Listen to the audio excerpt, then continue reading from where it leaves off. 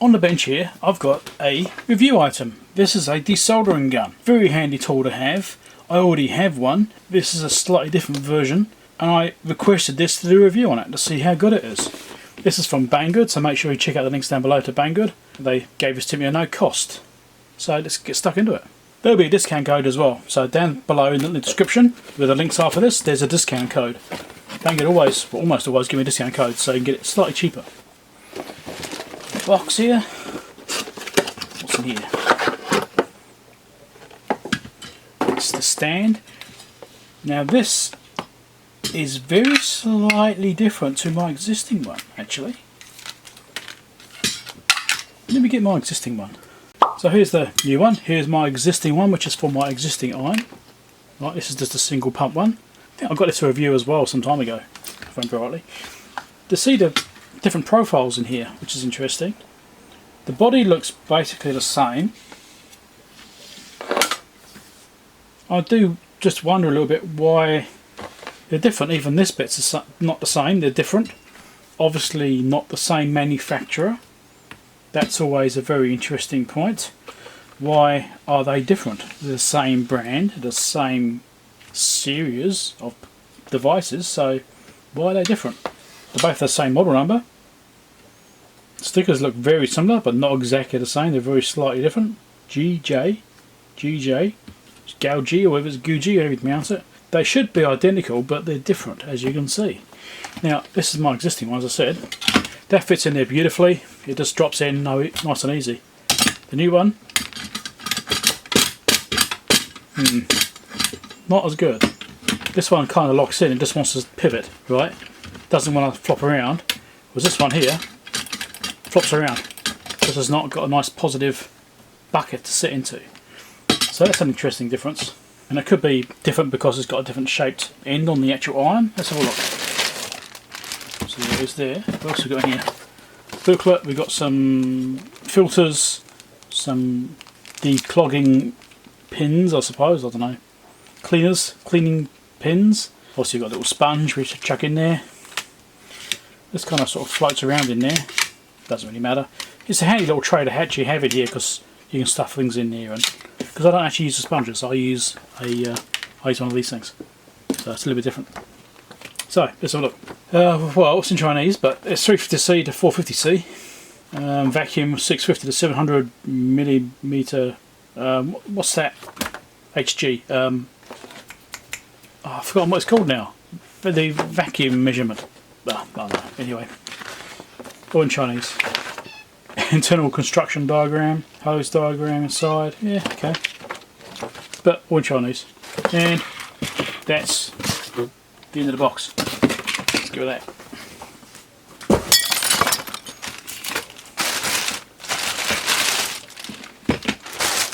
It's got a correct plug. This is the Chinese standard plug, not New Zealand standard plug, because the New Zealand ones now, the current standard, is to have an insulated pin up to about this point here. So as you're plugging it in and unplugging it, you don't accidentally touch the pin and electrocute yourself. Minor detail, just be careful when you plug the thing in. So you can see this looks a bit different to my other one. It's got the dual pumps on the back, which you can see. Actually, they decided they want to show that off because they're so proud of it, apparently. And you've got a few screws on the back here if you want to take that apart to get into it for any reason. You can see the vacuum lines just here. And if you look, you can see there's a little spiral spring inside there in the nice hoses, so they don't collapse under vacuum, because as it's, otherwise as it's sucking, they could just collapse and flatten, and then you lose your vacuum. So they've actually got that in there to reinforce the hoses, because there's obviously just some silicone tubes. So that's a nice little touch just to make sure they don't collapse. There's the collection chamber. You can see it's got a filter in the back there. It also has like a disc in there. Now what I actually did to mine is I modified it a little bit, as I actually found that it was getting too much debris coming into that back filter there and getting through into the motors, because I actually had to pull one of mine apart on my other unit there once and get it a clean, just putting too much debris through. Those filters were clogging too easily as well, and that was a bit of a problem. So what I actually ended up doing is I got a wire mesh, and although this is really dirty one here, you can't really see it, but inside here there's a mesh inside here, so about, I don't know, probably about that deep. So the collection chamber is quite small as a consequence, but it's got much better filtering. I've just got a felt at the back there, and I found having a mesh and then just a standard filter in there, that worked fine. It collected all the big debris and it got a lot less coming through. This was a bit better for this particular unit. We'll see if I have to do a modification of this one. As you can see, this is nice and clean. The other one, my existing one, is rather dirty, and I really should clean that chamber. Now, there are some other differences. So, if you look at this iron piece here, for a start, something I'm drawing my attention to, if I pivot it around, I don't know if you can see it. Is that straight? It's not straight. If I put that horizontal, this is not quite straight. It's very slightly wonky. That might irritate me. I'm not sure. I reckon. See, it's pointing downwards very slightly. This is a different iron setup to the other unit, which I'm surprised by. Oh, this bit's falling out, which is always interesting. Usually is an interchangeable tip on these. You can pull that out, which comes through into this chamber. You can see the other end of it sticking out into that chamber just there, little circle just there. Which is different to my other unit. Kind of intrigued by that, because why would they change that? Again, it could be a different manufacturer. This is what this one's got. This one's got a nozzle tip. Instead, you take this piece off and replace the tip, and that whole piece there is the same. I don't know why there's a difference. I mean, maybe one is fake and one is real. Which is the real one? Which is the fake one? Both got the same name on them.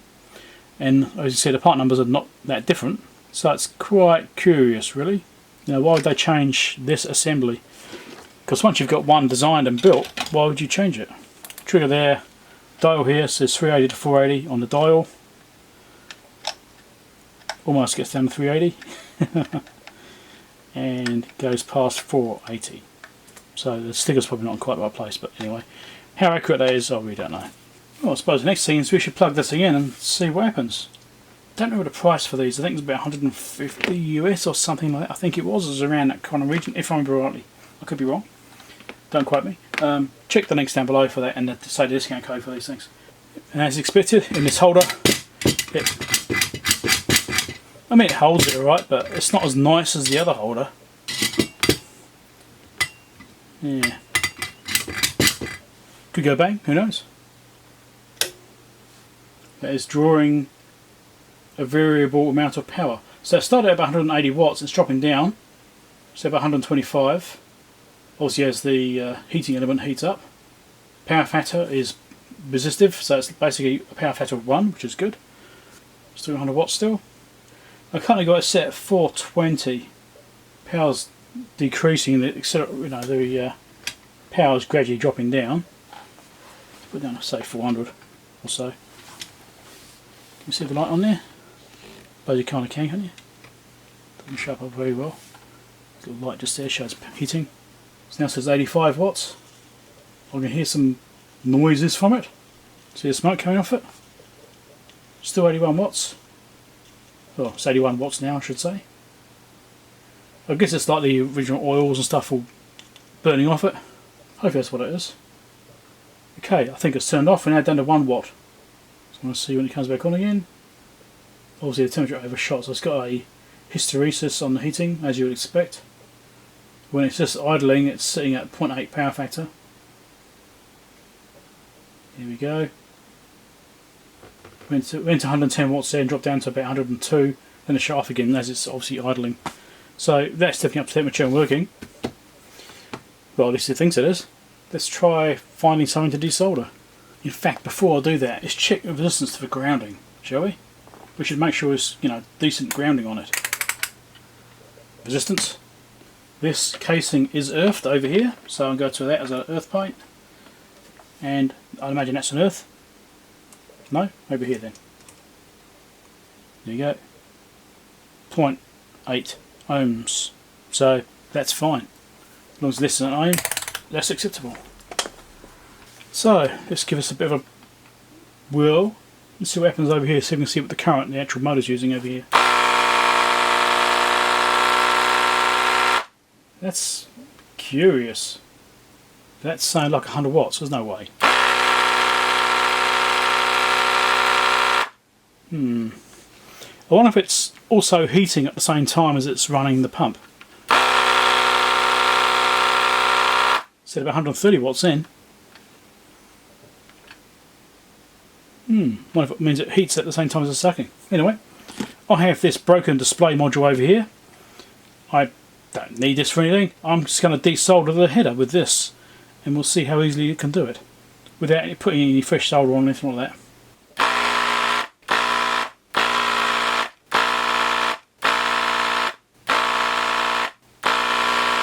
I'm not wiggling around, I'm just desoldering in place without wiggling. Just want to see what happens.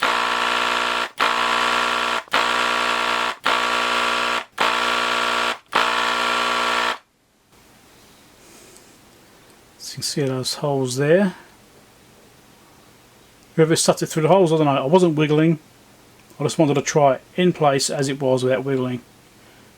Now, can I wiggle these pins? No. Some of them moving a little bit, not much. So yeah, some are coming through, some haven't. But really what you should do is when you're doing these kinds of desoldering is to wiggle the pins as you're desoldering. And that just helps to clear any solder down the sides of the hole and that sort of stuff. So I've got to take all the solder off. What I'm going to do now is replace the solder. I'll put some fresh solder on there with a bit of flux, help it flow through. And then we'll do it again and we'll actually see if we can get this header out. Well, as you can see, I've resoldered that with some fresh solder. I'll solder back up again and we'll give it another try. This time I'm going to wiggle it and use the proper technique.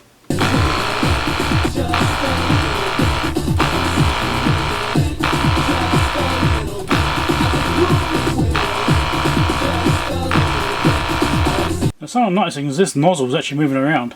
This whole end piece is wobbling as I'm wiggling.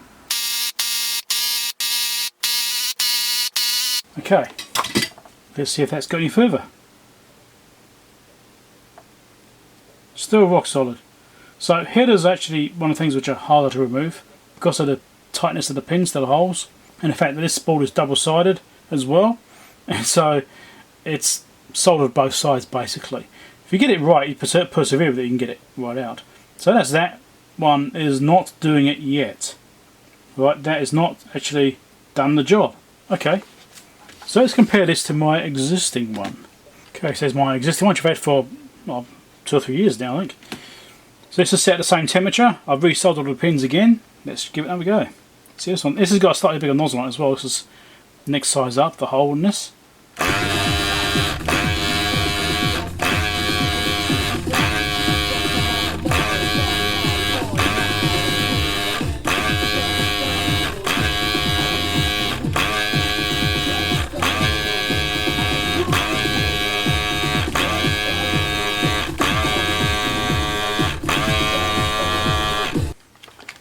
Okay, has this freed them up? No. So, in that regard, there's no difference. Neither one of them will get them out. Like I said, header pins can be tricky to get out because of the sizings and the fact they're usually very close tolerances. Usually this sort of thing I'd actually do a different technique anyway. This sounds very different to my existing one. I mean, new one, existing one. I don't know, which one's more powerful? Don't know. This is a bit of a hard test for these things, I have to say. This is not the easiest thing to try and work on.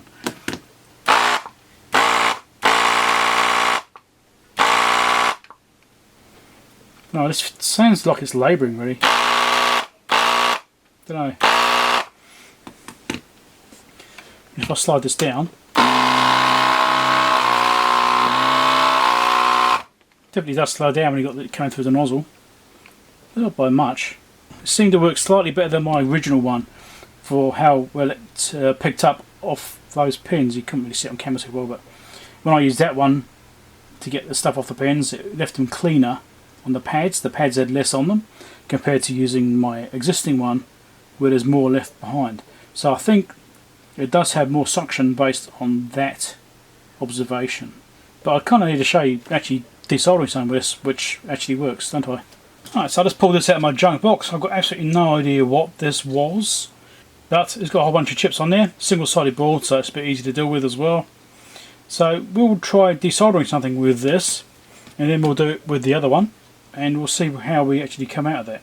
We've got 2 quite large chips here. Now these boards are generally a bit easier to work with, but the pads can lift off the board if you're too aggressive with them.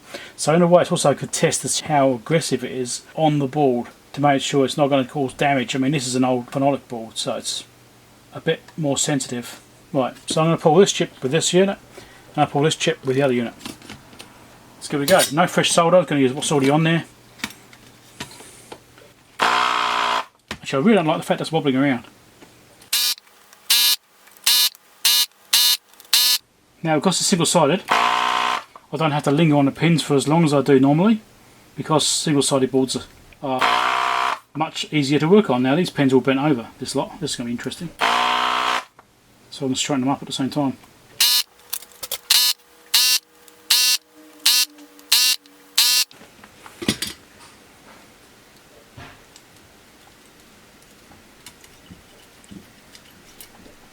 There you go, that's out.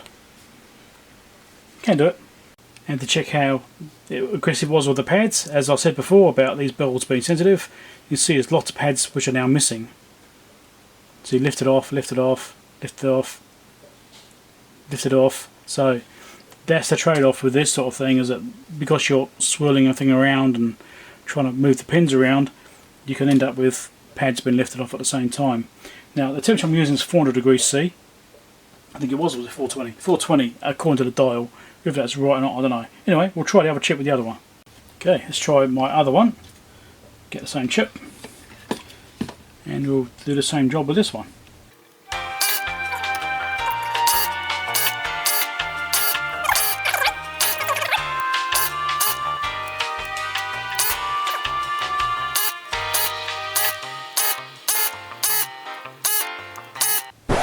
Right. Wiggle around.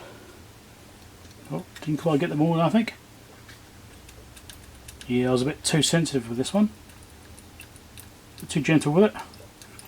No, they're not all off. So, yes.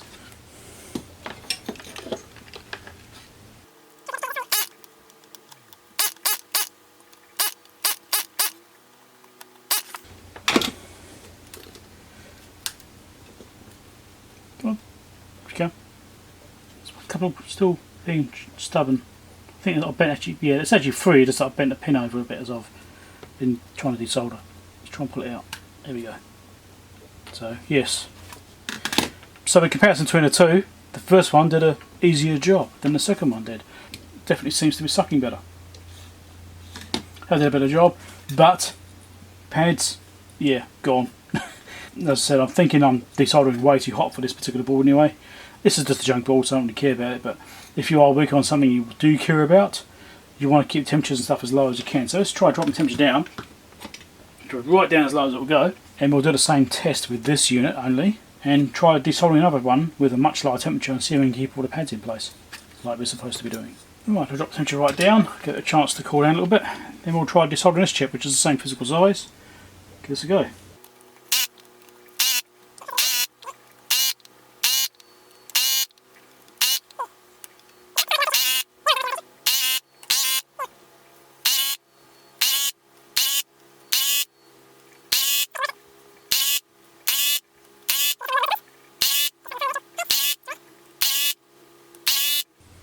Okay. That is coming free. See, this has really given me a bit of trouble getting it off. And I've still lost pads. Just the nature of this particular board, I think. I think I've bent a pin over, and that's why it's not wanting to come out. Here we go. Right. So that's out. So let's have a closer look at this. So there's still some pads come off, but there's less pads have come off, so the lower temperature has definitely helped it. But then it's struggling to desolder, so I think the lower temperature is not really suitable. But that's the nature of these old boards. They are, well, it can be a real pain to work on. Now the adhesive lets go of the actual tracks and stuff like that when you're trying to rework them. It's not ideal if you're trying to work on something and you end up ripping the pads off them. You know, that's really not a good thing. In some cases, you might want to use a different technique. You know, these are quite harsh. I mean, if you're doing capacitors, just take this capacitor off. Let's look at that one. See how this goes.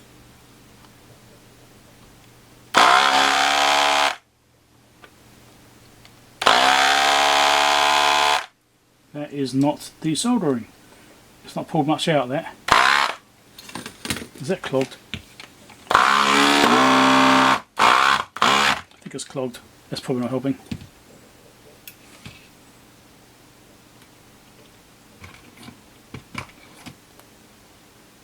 That sounds different, doesn't it? Maybe that's part of the problem. Okay, stick it in there again. That's better. And it's almost coming. There we go, that's out. So yes, that's an example of clogging, where I probably wasn't holding the trigger on for long enough to get the solder to come all the way through the tube. Probably stopped towards the end. I felt like it's towards the end of the tube, so I hadn't actually been doing the suction long enough at some points, and so I clogged up inside there. But that's what those little pins are for. You shove them through. Anyway, that works. And the main sort of thing you'd use these for is going to be capacitors anyway, or ICs. I mean, you can use an ICs, but so now I've unclogged that. Shall we do another IC, just to be sure that it wasn't just me struggling with that? Let's try another one.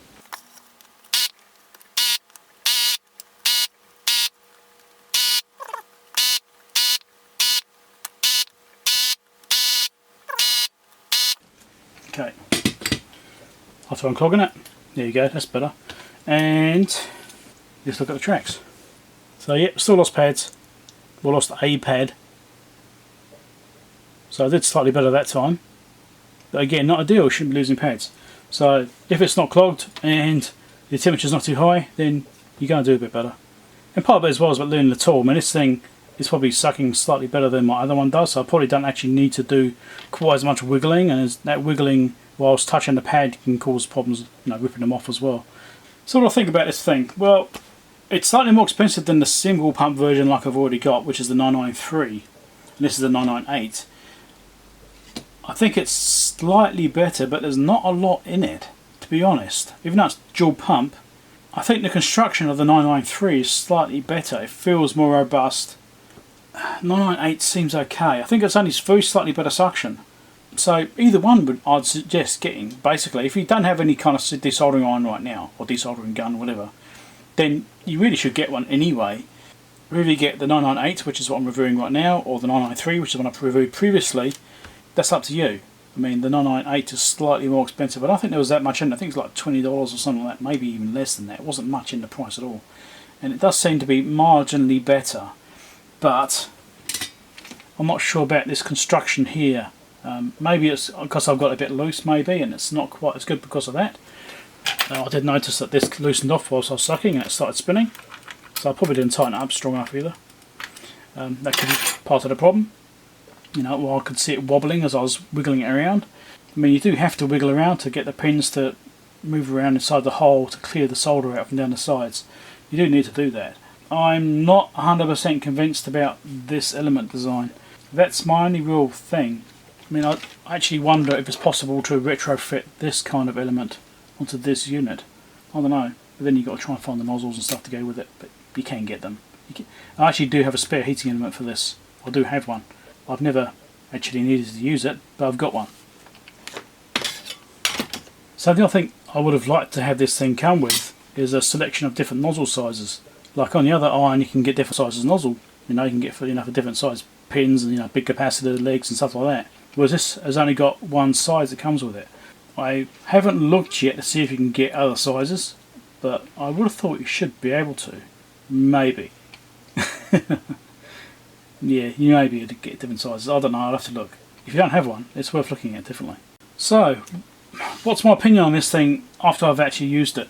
It's okay for hobby use, I think. If you're doing more industrial or more frequent use, like if you're going to be using it every day, then it probably isn't really for you. If you're just a hobbyist and you're going to need something occasionally to help get you out of a jam, you need to get some parts off, or you also want to do a bit of usage here or there, a couple of times a week maybe, then this is probably going to be better suited to you for bang per buck, I suppose. I mean, you can get much better units, but they cost a lot more, and that's the trade-off. How much you're going to pay versus how much you're going to use it. It's not worth spending $1,000 on one if you can spend whatever it is, $150 or so for these things, whatever they are. If it's will do the job for you, they may or may not do the job for you. You'd have to try it and find out. That's basically. I will do some longer term testing on this. I'll make this my main desoldering gun for the time being. I'll swap them out, make this my main one, and I'll see how it goes as far as longer term usage. At the moment so far, you've only seen me play around with it a little bit just here. Haven't really had a chance to do much with it yet. I'll give it a go with that and see what my long-term belief is on this particular unit. My other one, which I've shown you, so I've had that for a couple of years and it's been fine apart from the filtering side of things and just tweaking that and getting that to suit the way I use it a bit better. This one will probably need the same modifications in the filter just to help stop the debris getting through or too many particles getting through into the pumps. But I think that's probably it really. I mean, the fact that this wobbles around a bit as you're wiggling the legs, that's a slight concern. That makes me feel that the construction's probably not quite as good as it should be. I mean, I don't know, are these screws loose or something? I mean, it's got screws each side which hold it. Are they loose? Slightly. It's slightly loose. Slightly loose. Maybe that's part of the problem. That's tight. That's slightly loose. That's tight. So maybe having a couple of screws a little bit loose is adding to that wobble, that wiggling I was getting. Let's just see. I've still got a little bit of wiggle in there. So even though I've tightened that nut up, tightened those few screws up, it's still wiggling a little bit, but it's better. Yeah, I don't know. So like I said, if you're a hobbyist and you're just going to use it occasionally, once, twice a week maybe, it'll probably be okay for you. But like I said, I don't know long term yet how good this actually is. You know, what's reliability like, what things might fail, I really don't know. My other unit's been good. So if you're not sure about this one, then look at the 993 instead. If you follow the link to Banggood down below in my description there, it will go straight to this particular unit. But you can also use Banggood to search for the 993A instead, and that will bring up the other version as well, which is slightly cheaper, but not much. This one does seem slightly more powerful, like I said, especially when it's not clogged. That's the thing with these things, if you let go of the suction too quickly, the solder hasn't cleared the tube, and then it will clog. And that's not unusual. I mean, it happens, you know.